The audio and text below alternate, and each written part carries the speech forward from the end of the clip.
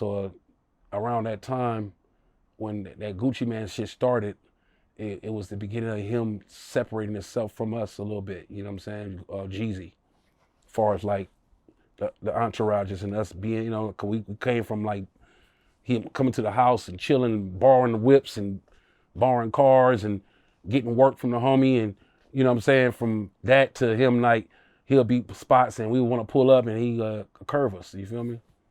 And he would curve me, you know what I'm saying, on production, and like I say, crazy because like I say, he curved Gucci. After that, like that happened, he, you know, him and Gucci shit went this way, and we left Jeezy alone. He, you know, and end up like crazy thing about it was Jeezy management. What's his name?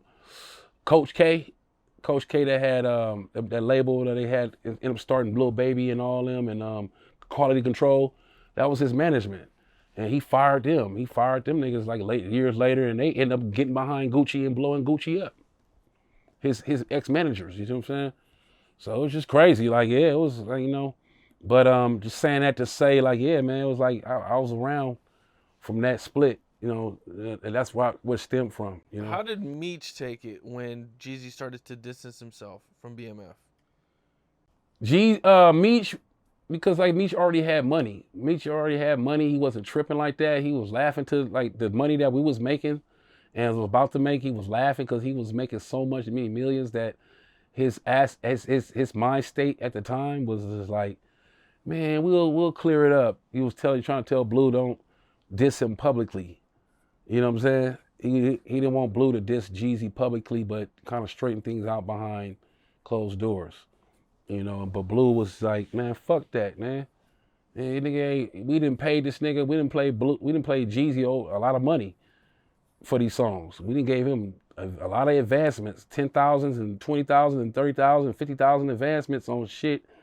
And then when it came to clear it, because he was signed, he had two. He was a boss. He was different because like Jeezy didn't have a artist deal. He had a label deal with CTE and Def Jam, and he had a situation with P Diddy. So we was looking at him like he was a boss. Like, you know what I'm saying? Like, you could clear your own records, but he would throw it on Def Jam. Like, I can't clear this record because Def Jam have to clear it.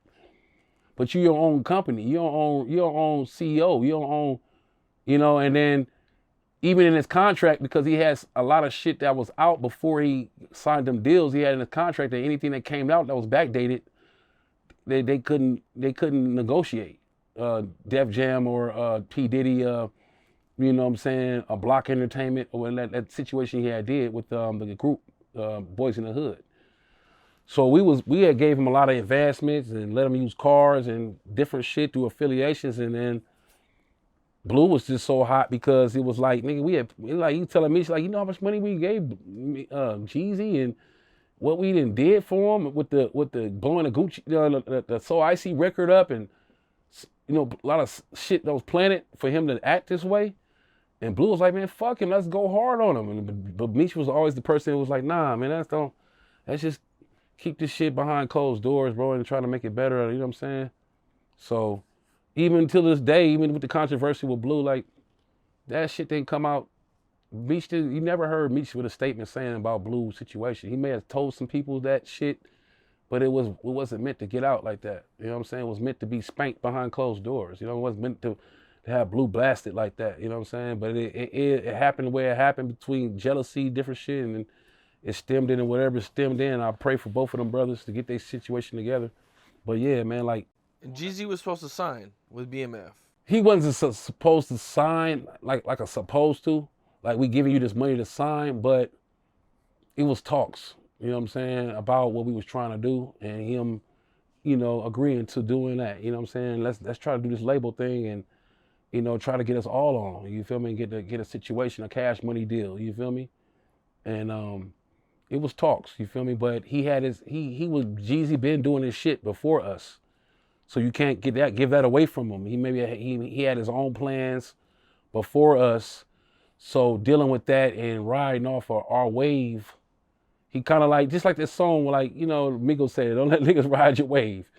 But like I say, riding that wave with us and doing so much, you know, he may have felt like, you know, but he didn't have that power. You feel me? Like at the end of the day, he didn't have that power. You know what I'm saying?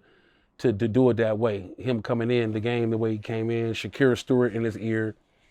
You got, you know, what's that? L.A. Reid. You feel me? You got people like that that's controlling their narratives and different people like Jay-Z and all them. You know, and they you know, you got Irv Gotti. You know, they went down. You feel me?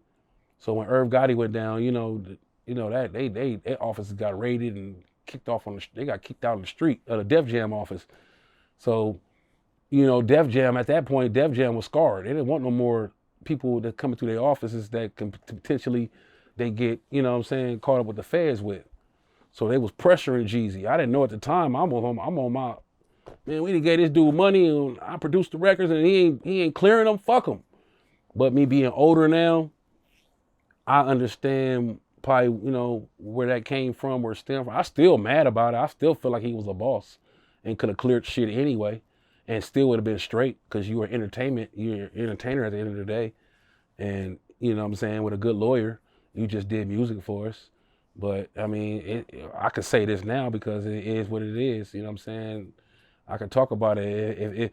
If it was a situation where Jeezy, just rap, it cleared our records and whoop-de-whoop, and he been faced with this shit too, and they lawyers saved him. But I can say he got away from us as far as like, at that point when he started rolling, his career started going like this, he was told to not affiliate with us like that. You know what I'm saying? He was told that. What's up? This is Cam Capone. We got more content like this coming soon, so hit that like button, subscribe, and stay locked in to Cam Capone News.